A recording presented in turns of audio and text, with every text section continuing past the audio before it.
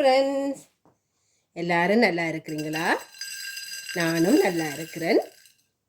இன்றைக்கி நான் உங்களுக்கு ஒரு காரசாரமான ஒரு ஸ்நாக் கொண்டு தான் செய்கிற விதம் பகிர இருக்கிறேன். அதாவது கார பூந்தி எப்படி செய்கிறதுன்னு தான் உங்களோட பகிர வந்திருக்கிறேன்.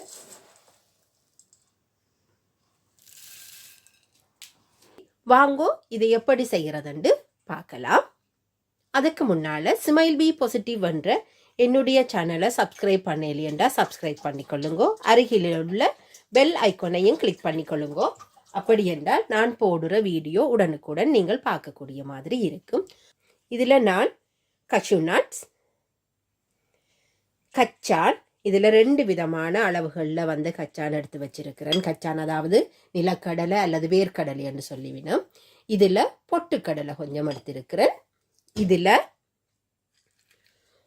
ஓல்மண்ட் பாதாம் பருப்பு எடுத்து நான் அப்படியே கோதோடையே கொஞ்சம் மெல்லிதாக இப்படி வெட்டி வச்சிருக்கிறேன்.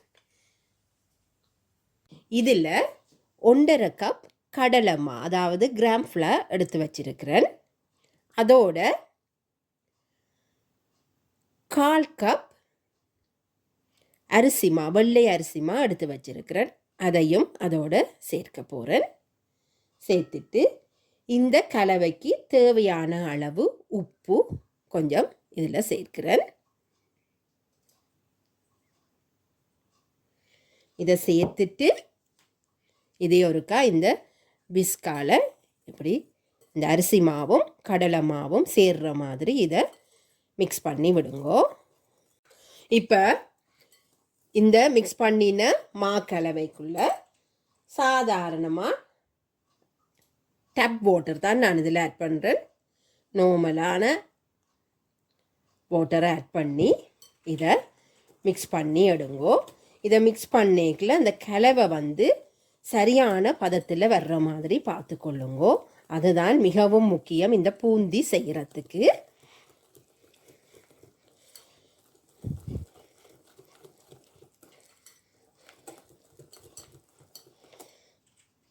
பாருங்க, இது ஒரு ரிப்பன் பதத்தில் இருக்குது. இதை இன்னும் கொஞ்சம் தண்ணி விட்டு இன்னும் கொஞ்சம் லூஸான பதத்தில் நீங்கள் இதை எடுக்கிறது நல்லது.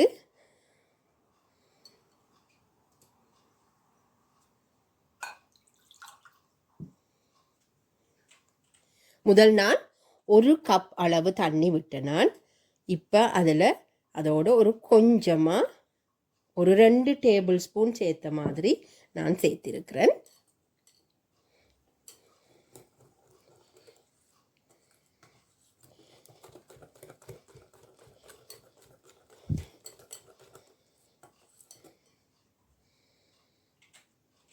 அதாவது நீங்கள் அந்த கண் கரண்டியில் அதாவது பூந்தி கரண்டி என்றும் நீங்கள் வேண்டலாம். என்னட்ட அது இல்லாதபடியாக நான் கண் கரண்டியில் தான் செய்கிறேன். அதில் நீங்கள் ஊற்றிக்குள்ள அந்த ஓட்டைகளுக்கால இது ட்ராப் பண்ணி விழக்கூடிய மாதிரி இந்த பதம் இருக்க வேணும். நான் இன்னும் ஒரு 2 டேபிள் ஸ்பூன் தண்ணி இதோட கலக்கிறேன்.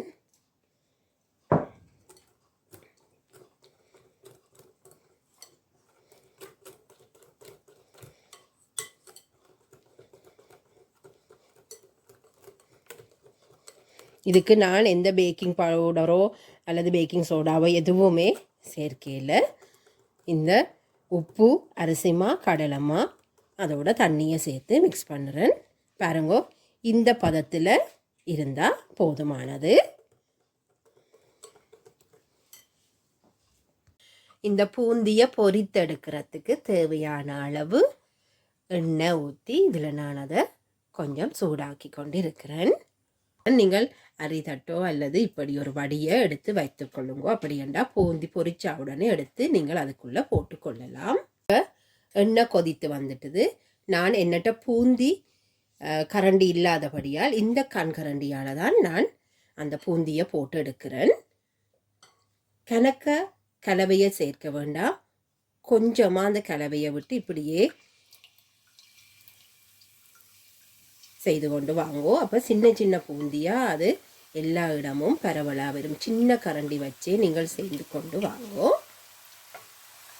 பாருங்க அப்படியே ஒவ்வொரு பூந்தியும் முத்து முத்தா அப்படியே துள்ளி மேலே வருதுன்னு பாருங்கோ.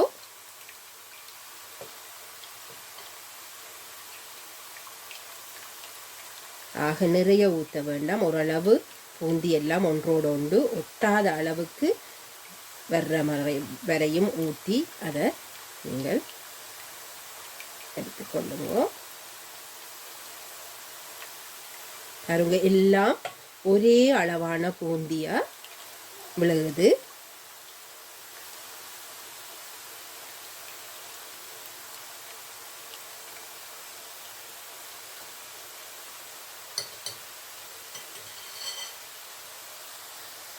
பாருங்க இதில் இப்போ கொஞ்சமாக ஒரு ப்ரௌன் கலருக்கு வர தொடங்குது. பொன்னிறத்துக்கு இப்போ தான் அது வர தொடங்குது.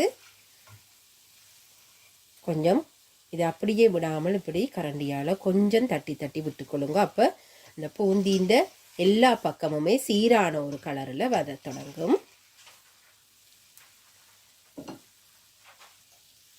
அடுப்பை மீடியம் ஹீட்டில் வைத்தே நீங்கள் செய்து கொள்ளலாம். இதை கொஞ்சம் இப்படி கரண்டியால் கொஞ்சம் இப்படி தட்டி தட்டி விட்டு விடுங்கோ. உங்களுக்கு தேவையான அளவு பொன்னிறம் வரும் வரையும் இதை பொரிச்சு எடுக்க வேணும்.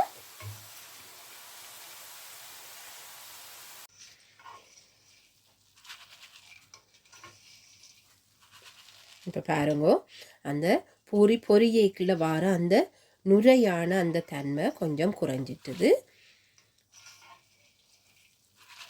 கொஞ்சம் இதை திருப்பி திருப்பி இப்படி எடுத்து போட்டுட்டு இதை அப்படியே எடுத்து கொள்ளுவோம். இப்போ இதை அப்படியே இந்த கரண்டியால் எண்ணெயை அப்படியே வடித்து எடுக்க போகிறேன்.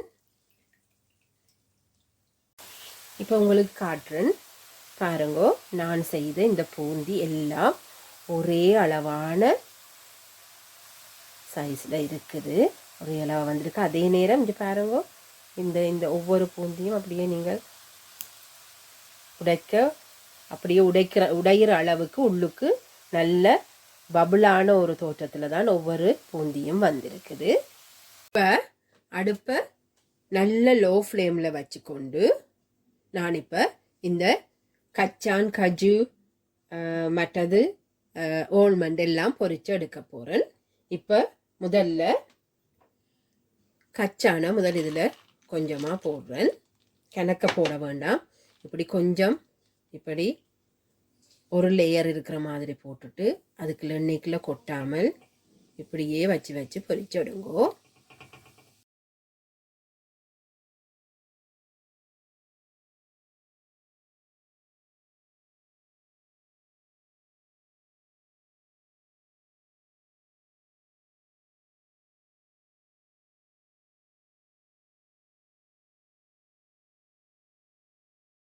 பொட்டுக்கடலை கொஞ்சம் எடுத்து நான் அதையும் பொரிச்சு எடுக்க போகிறேன். இது கொஞ்சம் கரண்டியை விட்டு வெளியில் போகுது, பரவாயில்லை. அது கொஞ்சம் மிதந்து கொண்டு இருக்குமென்றபடியாக நான் எடுத்துக்கொள்ளலாம்.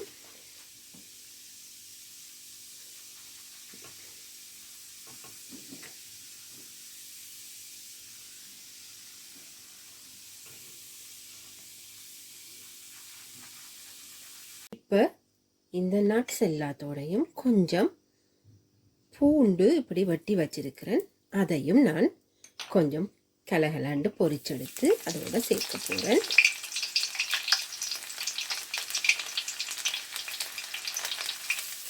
என்னென்னு சொன்னால் கடலைமா வயிற்றுக்கு அஜீரண பிரச்சனைகளை கொடுக்கலாம். நீங்கள் அந்த பிரச்சனைகள் வர்றதுக்கு முன்னாடியே இப்படி பூண்டை அதோட சேர்த்துக்கலாம். நீங்கள் அந்த பூண்டுண்ட கோதோட கூட நீங்கள் இதை தட்டி அப்படியே சின்னனாக்கி பொரித்தெடுக்கலாம். நான் நீளவாக்கில் இப்படி தோலை உரித்து இப்படி மெல்லிதாக வெட்டி வச்சிருக்கிறேன். இப்போ இந்த பூந்திக்கு தேவையான காரம், அதாவது அந்த மிளகாய்த்தூள், அதாவது சில்லி பவுடர் எல்லாம் எப்படி நான் கலந்து கொள்கிறேன்ன்றதை நான் உங்களுக்கு சொல்லுறேன். இதில் முதல்ல தேவையான அளவு கொஞ்சம் உப்பு எடுத்துக்கொள்ளுங்கோ. இதை நீங்கள் நேரடியாக அந்த பூந்தியில் போடலாம். ஆனால் எனக்கு அப்படி போட விருப்பம் இல்லை. என்னென்னு சொன்னால் எல்லாம் வந்து ஒரே பக்கமாக கலந்து வராதுன்றதுக்காக நான் தனி சில்லி பவுடர் எடுக்கிறேன். ஜஸ்ட் சில்லி பவுடர் தான், கறி பவுடர் இல்லை, சில்லி பவுடர் தான் எடுக்கிறேன்.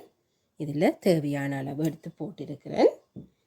இது எல்லாத்தோடையும் சேர்த்து நான் முதல் சொன்ன மாதிரி அஜீரண பிரச்சனைகள் வராமல் இருக்கிறதுக்காக கொஞ்சம் இதில் பெருங்காயத்தூள் ஒரு கொஞ்சம் இதோட சேர்த்து கொள்ளுறேன். இந்த மூன்றையும் நீங்கள் இதில் இப்படியே அந்த உப்போடு சேர்த்து இதை முதல்ல இப்படி மிக்ஸ் பண்ணி எடுத்துக்கொள்ளுங்க. வடிவாக இதை மிக்ஸ் பண்ணி எடுத்துக்கொள்ளுங்க. பாருங்க, இப்போ எல்லாம் கலந்து இதில் வந்துட்டுது. இந்த பொரித்த பூந்தி மற்றது நட்ஸ் எல்லாத்தையும் நாங்கள் இப்போ இந்த பெரிய பாத்திரத்தில் போட்டு கலக்க போகிறேன். பாருங்க,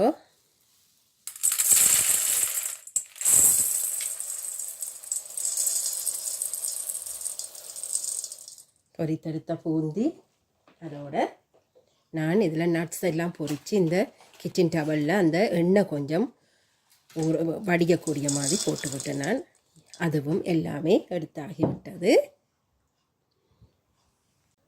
இப்போ இந்த பூந்தி கச்சான் நான் சிலது கோது இருந்தது, சிலதில் கோது இல்லை, ரெண்டையும் மிக்ஸ் பண்ணித்தான் நான் கச்சான் பொரித்து எடுத்தேன். நான் அதாவது வேர்க்கடலை.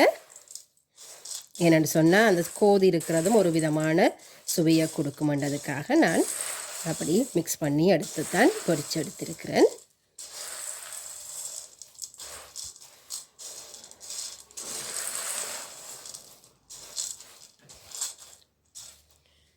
எல்லாம் இப்போ இந்த பூந்தியும் பருப்பு வகை கடலை எல்லாமே இதில் இப்போ நான் மிக்ஸ் பண்ணி எடுத்துட்டேன்.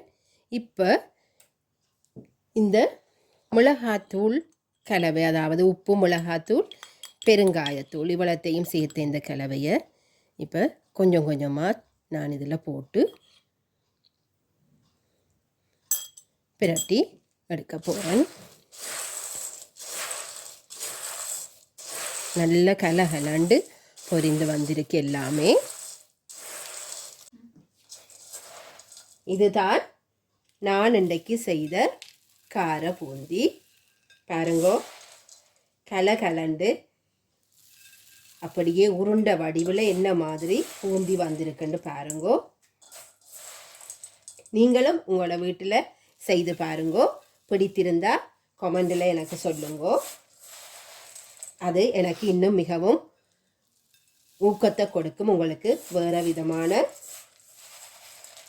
ரெசிபி வகைகளை உங்களோட நான் பகிர்ந்து கொள்ளுவேன். மீண்டும் இன்னொரு வீடியோவில் உங்களை சந்திக்கிற வரைக்கும் தேங்க்யூ, பாய்.